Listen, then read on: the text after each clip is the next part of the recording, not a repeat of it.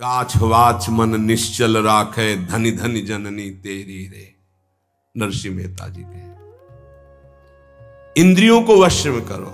नेत्र सबसे खतरनाक, इनको बहुत सावधान रखो। बहुत बहुत ये चंचलता, नेत्रों की चंचलता। भगवत चर्चा हो रही तो हो सकता है शब्द ना सुन पाओ, लेकिन विषय चर्चा हो रही है तो आप 10-5 हाथ दूर हो गए तो भी श्रवणेंद्री पकड़ लेगी क्या बातें हो रही। निंदा, स्तुति, विषय चर्चा।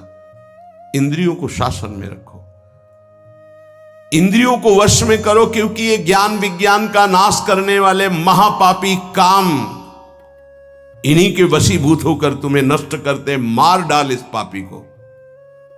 भगवान कहे पाप मानम प्रजहेनम ज्ञान विज्ञान नाशनम। मार इस काम को, नष्ट कर। तस्मात् तुम इंद्रियाण्यादौ नियम भरतर्षभ। ये महाभारत सबको लड़नी पड़ेगी, ये महाभारत है, सबको लड़नी पड़ेगी। अगर आपको अपने स्वराज्य सिंहासन पर बैठना है, मुक्त होना है, तो ये युद्ध स्वीकार करना पड़ेगा, ये चुनौती स्वीकार करनी पड़ेगी। भगवान कह रहे इंद्रियों को वश में कर, ज्ञान विज्ञान का नाश करने वाले इस महापापी काम को अवश्य बलपूर्वक मार। भगवान आदेश कर रहे हैं पाप मानम प्रजहेनम ज्ञान विज्ञान नाशनम। तस्मात् तुम इंद्रियाण्यादौ नियम भरतर्षभ। इसलिए पहले इंद्रियों को काबू करो। रसेंद्रिय से शुरू करो, मुख्य द्वार। ये ज्यादा रजोगुणी भोजन पाने पर चंचल होती। जब ये चंचल होती तो हर इंद्रियों में चंचलता। इसको संभालो। उचित आहार, सात्विक आहार, कम स्वाद वाला आहार, बच जाओगे। ज्यादा स्वादिष्ट पाने की कोशिश मत करो। अगर रसेंद्रिय स्वाद नहीं छोड़ पाए तो जनेंद्री का स्वाद छोड़ पाना बड़ा कठिन हो जाएगा। इंद्रियों को विषयों में संयोग मत होने दो। भोग बुद्धि से प्रवृत्त ना करो। केवल जीवन निर्वाह बुद्धि से प्राण पोषण के लिए पहले यहीं से शुरुआत करो, रसेंद्री से। प्राण पोषण के लिए अन्न जा रहा है, स्वाद के लिए नहीं। आप नहीं हो भोक्ता, ये रसेंद्री का है। इतनी जबान में रखी गई पूरी बात। यहां के नीचे कोई मतलब नहीं है क्या जा रहा है, इससे यहां कोई स्वाद नहीं। बस ये 2 अंगुल 3 अंगुल का खेल है। इसे क्या गुलाब जामुन है या क्या, बस ये जहां अंदर गए ना तो फिर और कुछ मांगे होने लगेंगी। रसेंद्री से स्वाद। अब अगर जरा सा नमक कम हुआ तो हल्ला मचाने लगे, नमक लाओ थोड़ा कम है। भैया किसके लिए, किसके लिए स्वाद बना। कभी कभी तो मनाओ कि नमक डालना भूल जाए, फिर देखे कैसा लगता है। कभी कभी बिना स्वाद के भी भोजन पाना चाहिए। हाँ, ऐसा करो। मन चंचलता रहित हो जाए, इसके लिए सात्विक भोजन करो। अच्छे अच्छे पदार्थ इसको दिखा दो। हाँ, जैसे आज साधु सेवा भंडारा ऐसे जैसे होता है, कभी ऐसा उत्सव आदि में दिखा गुलाब जामुन। जब परोसने आवे तो क्यों आज थोड़ा उधर ऐसे बस दिखा, और वो चले गए। हाँ बोल दो अंदर। हाँ, गरम गरम धुआं उठता हुआ समोसा, हरी चटनी, लाल चटनी और वो सेवई नमक वाली। हाँ ऐसे। अब ये खा के तुम ध्यान करोगे किसका? अब ये निर्णय तुम करो। ये चीजें खा के तुम ध्यान करोगे, प्रभु का तो ध्यान होने वाला नहीं।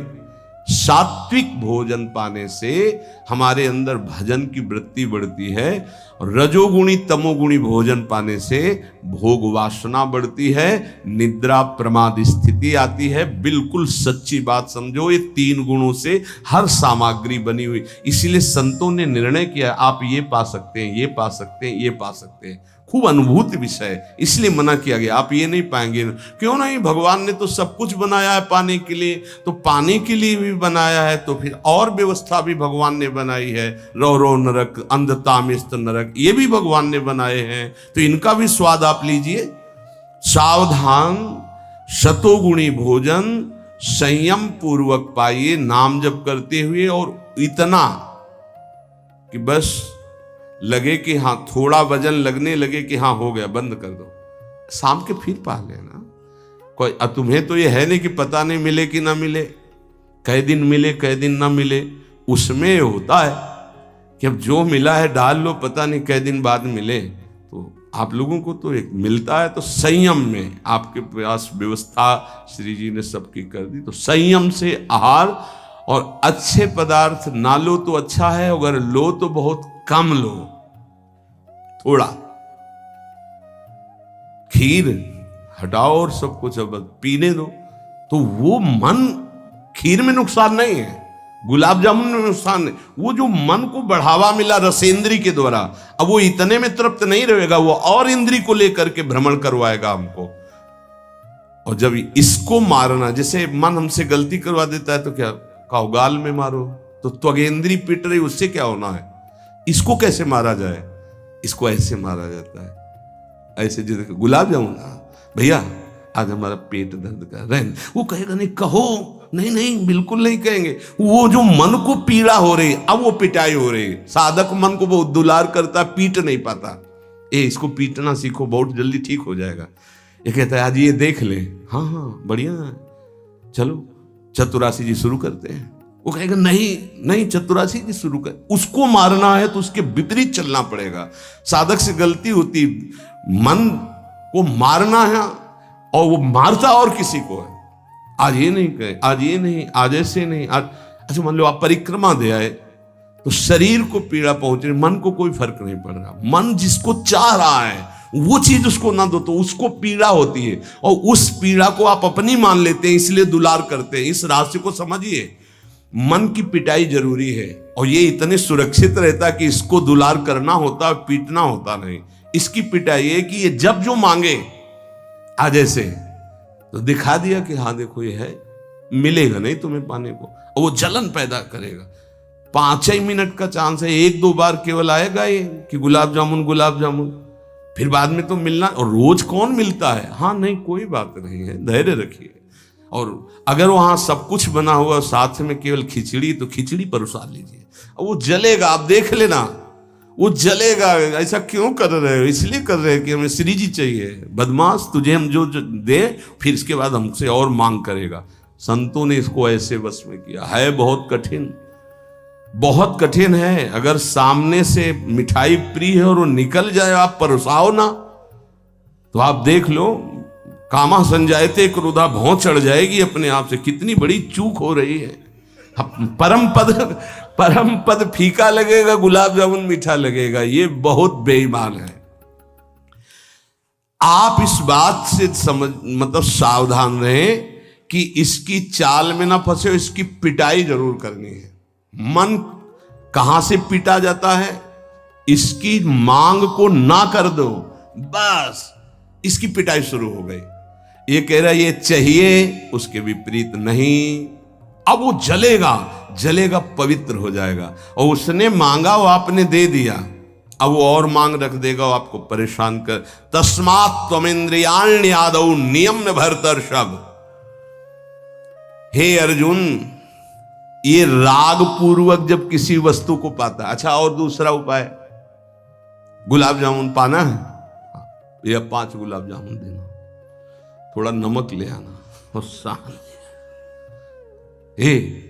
वो कहेगा नहीं नहीं, नमक, गुलाब जामुन पाना, मिला लिया, अच्छे से नमक मिला लिया, गुलाब नहीं नहीं, पाओ ना गुलाब जामुन। ये उसकी मार है, पर ऐसा साधक मारना नहीं चाहता। सब्जी साइड में करके एकदम दोना में अलग, रस सहित जे ही ऐसे किया, पूरा फूटा मुंह में। तो अब वो मन का पोषण हो रहा है। हर वस्तु का ऐसे ही, सब हर विषय का सेवन ऐसे ही है। तो अब अपने लोग मन को तो समझ नहीं पा रहे, उसको पीट नहीं पा रहे, वो हमको फंसा के पीटता चला जा रहा है। बहुत पीटता है, देख लो, बहुत पीटता है मन, बहुत पीट। इसकी पिटाई चाहिए। कोई गुरु कृपा पात्र इसको पीटना शुरू करता है, यही उसकी पिटाई है कि इसके विपरीत चलो, जो मांग इसकी हो रही है उसके विपरीत चलो। जैसे बहुत बढ़िया स्वादिष्ट सब्जी बनी है, अब उस खीर भी परोसी गई, तो खीर और सब्जी दोनों को मिला दो, न सब्जी का स्वाद न खीर का स्वाद, 2 रोटी 3, वो जलेगा कि यार तुम कैसा क्यों कर रहे हो, बस तुम कर रहे हो ऐसा। तो रसेंद्री ठीक हुई तो सब ठीक हो जाएगा। शास्त्रों में वर्णन किया गया धैर्यवान वही है जो रसेंद्री और जनेंद्री को, बस 2 इंद्रियों की चर्चा हुई और तो सब अपने आप हो जाएंगी। और रसेंद्री प्रधान, रसेंद्री ना हुई तो फिर आगे जो राग पूर्वक भोग, कोई भी भोग किया जाए वो बिल्कुल द्रवित हृदय में छप जाता है, बार बार पीड़ा पहुंचाता है, ना चाहते हुए भी साधक का पतन कर देता है। यही है, ना चाहते हुए पाप कौन करवाता है। आहार का बहुत बड़ा फर्क पड़ता है। अगर हम आहार पर संयम कर लें तो निश्चित काम पर विजय प्राप्त की जा सकती है। अगर आहार पर संयम नहीं, उचित आहार से आप देखना खाते खाते मर जाते हैं, लेकिन खाने की इच्छा पूर्ति नहीं होती। यही चमत्कार माया का। 2 रोटी डाल लो फिर भजन देखो कैसा होता है, देख लो ना आप करके। नहीं, खट्टी डकार आ रही है यहां से, फिर भी शाम के बैठे हैं, आलू का पराठा और चटनी ये और वो, फिर जाके पचाने में पूरी ताकत। भजन कैसे करोगे?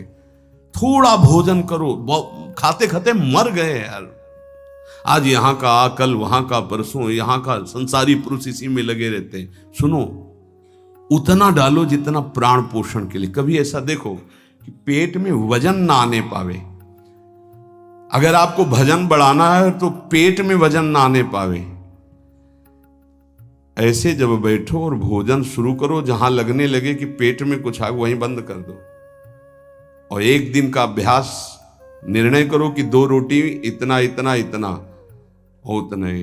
ये बार बार बांटना और बार बार पाना ये साधकों के लिए ठीक नहीं है। एक बार रखवा लो 4 रोटी से दाल सब्जी और बस खत्म। आपका घर है, आप श्री जी का प्रश्न, बस एक बार, और उसी को पाके अपना भजन करो। धिक्कार है जीवन को। खाते खाते अवस्थाएं बदल गई, बचपन से लेकर 50-60 वर्ष के वही खाने की इच्छा। कभी तो थोड़ा मन वही फंसाए है, मृत्यु आ जाएगी फिर भी खाने से तृप्ति नहीं होगी। एक बार इस रसेंद्री को काबू में किया जाए, भोजन पर सावधान, थोड़ा अल्पाहार, इतना जिससे हमारे प्राणों का पोषण हो जाए, सब ठीक हो जाएगा। आप देख लेना, अल्पाहार। अगर भोजन सुधार नहीं होगा तो फिर भजन में सुधार नहीं होगा। भोजन, बहुत प्राण शक्ति प्रबल है आपकी, ऐसे नहीं निकल जाएगी। बहुत प्राण शक्ति बलवान होती है। वायु, अन्न, जल उचित चला गया तो खूब साधना बनेगी।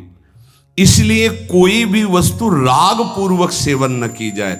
ये ज्ञान मार्ग, भक्ति मार्ग, जो मार्ग के उपासक, उनको इस बात पर विशेष ध्यान रखना, चाहे गृहस्थ हो चाहे विरक्त हो। शास्त्र के अनुसार कर्तव्य कर्म होने चाहिए और राग रहित आहार विहार होना चाहिए।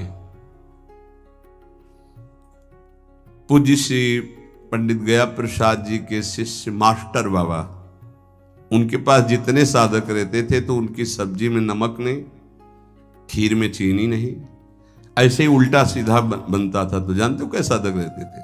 2-4 जब दंडोती परिक्रमा लगा रहे थे तब वहां गए थे 2-4 साधक। जब शाम के मिला ना तो वहां कुछ पकड़ में नहीं था कि रोटी से सब्जी पाओ तो कुछ पकड़ में आवे, या दूध और चावल मिला के रखा गया तो कुछ पकड़ में, कुछ पकड़, न मीठा न खट्टा न नमकीन न कुछ। वो भगवत धाम को प्राप्त हो चुके हैं, बहुत अच्छे महात्मा थे पूज्य श्री मास्टर बाबा जी। ये बड़े बड़े महापुरुष ऐसी चाल क्यों चलते हैं? क्योंकि वो अपनी इंद्रियों को काबू में रखना साधकों को सिखाते हैं। काम को मारने के लिए सबसे पहले इंद्रियों का नियमन करने को श्री भगवान कह रहे हैं। तस्मात् तुम इंद्रियाण यादव, नियम में भरतर्षभ, इनको पहले कंट्रोल में करो। कान से भगवत वार्ता, अच्छी वार्ता सुनो। नेत्रों से अगर कहीं एक बार कोई ऐसा दृश्य उपस्थित हो जाए प्रकृति में तो प्रणाम करके दोबारा नेत्र मत पहुंचाओ। जहां आकर्षण हो वहां बार बार नेत्र मत पहुंचाओ। वाणी से कभी अश्लील संभाषण, गंदी बातें मत करो। खान पान संभालो, इंद्रियों को संभालो, ठीक हो जाएगा। जब तक साधक इंद्रियों को संभालता नहीं तब तक उसकी दृष्टि भगवान की तरफ न रहकर भोगों की तरफ होगी। आज ये बनेगा, अच्छा, और पहले से संकल्प मन बना लिए इस में तो ये ज्यादा नहीं। तो ऐसा है कि आप जो चाहो जितना ले सकते हो। हाँ हाँ, खुली छूट है। इंतजार हो रहा कब हो 11 बजे, कब 12 बजे। ये संकल्प विकल्प को मारना है। कभी कभी ऐसा कर लिया करो, ज्यादा मन तैयार हो गया ना कि आज तो उत्सव है, बहुत गोल कर दिया, आज उपवास करेंगे हम। तो सब मत करना, नहीं तो गड़बड़ हो जाएगा। अलग अलग उत्सव में एक एक दो दो आज नहीं पाएंगे, आज भूखे रह करके रहे। फिर आप देखो जो आपको मन जलन पहुंचाएगा वही मन को अधीन करने के बिना इसके अधीन नहीं होने वाला। ये भी बात समझ लीजिए, यहीं से अधीन किया जाता है। जैसे अपने लोग अब सावन भर केवल गंगा जल पी कर रहेंगे, जो भगवान शिव की उपासना गंगा किनारे सावन खूब आराम से 2 4 5 दिन शिथिलता होती है, इसके बाद वो शरीर उसी ढांचे में ढलने लगता है। और गंगा जी में सब सामर्थ्य विराजमान है। सही, कभी हम अपने शरीर को शक्तिहीन अनुभव नहीं किया। गंगा जल में इतना पावर विराजमान है, ऐसे पदार्थ विराजमान है। उस समय जब गंगा जल ही केवल बहुत सामर्थ्य उसमें, कभी ऐसा नहीं लगा।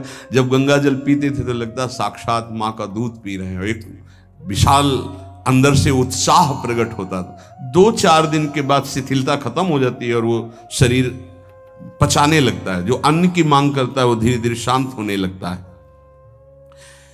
मनुष्य की प्रवृत्ति इंद्रियों की मांग को पूरी करने में है। आज तो घर में नहीं, आज चलते हैं होटल में खाएंगे।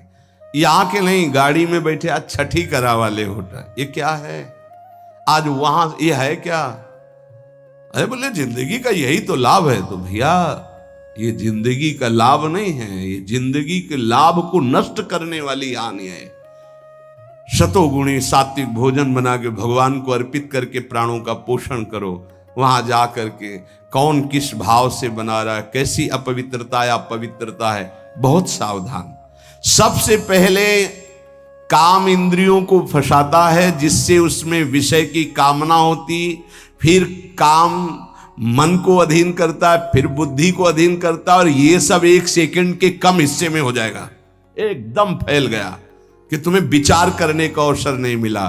परंतु जो साधक इंद्रियों की कामनाओं में ही ब्रेक लगा दिया, भगवान कह रहे हैं वो भावपूर्वक कर्तव्य का चिंतन करता है। नहीं, ऐसे साधक को शीघ्र भगवत प्राप्ति हो जाती है। ध्यान दीजिए, सबसे पहले इंद्रियों में ही काम पैदा होता है और विषय आकर्षण करता है। और विषय जब कामना पैदा होती तो विषय कर्म करने की चेष्टा होती, कोई भी कामना किसी भी इंद्रिय की। और जो विषय कर्म में फंस जाता है उसका पतन हो जाता है। और जो उपासक इंद्रियों की चाह को, कामना को पूर्ण नहीं होने देता, वो उसको कर्तव्य का बोध होता रहता है। जो अपने कर्तव्य का बोध करता है, मेरा कर्तव्य क्या है, वो शीघ्र ही अपना उद्धार करने में समर्थ हो जाता है, भगवत प्राप्त हो जाता है। एनम ज्ञान विज्ञान नाशनम, ये ज्ञान विज्ञान का नाश करने वाला काम है। तुम्हारा कितना भी अनुभव ढक देगा, कितना भी बुद्धि आपकी प्रवीण हो, बड़े बड़े जवाब देने वालों को लाजवाब कर देता है। ऐसा है, काम ऐसा है कि बहुत जवाब देने वाले को जवाब रहित कर देता है। उसका उत्तर नहीं दे पाओगे जब काम तुम्हारे अंदर प्रश्न करेगा। विज्ञान अनुभव साधना का सब ढक देगा, ज्ञान विज्ञान दोनों को। तत्व ज्ञान का यहां बात नहीं है कि ज्ञानी का शब्द है शास्त्र ज्ञानी से, बोध संपन्न महापुरुष से नहीं स्वात्मारामम विषय मृग तृष्णाम भ्रमयति। यहां भक्त जो अभी साधन काल में है, प्रेमी भक्त के नहीं, दो को कोई परास्ती नहीं कर सकता। प्रेम लक्षणा भक्ति से युक्त महापुरुष और तत्वबोध महापुरुष, ये ज्ञानी शास्त्र ज्ञानी, और ये भक्त अभी साधन मार्ग का। कामना संपूर्ण पापों की जड़ है, पाप मानम ही प्रजय, इसलिए कामना उत्पन्न होते ही पाप क्रिया में रुचि हो जाती है। आगे चल करके वो इतना अंधा हो जाता है कि सतमार्ग छोड़ करके पाप कर्म में ही लग जाता है। बहुत बहुत डरावना विषय, बहुत भयावह विषय है। भगवान इसलिए काम को महापापी बता करके आज्ञा करते हैं कि साधक इसको अवश्य मार डाले। पाप मानम प्रजयहीनम ज्ञान विज्ञान नाशनम। तो जो आदेश कर रहे हैं वही सामर्थ्य देंगे।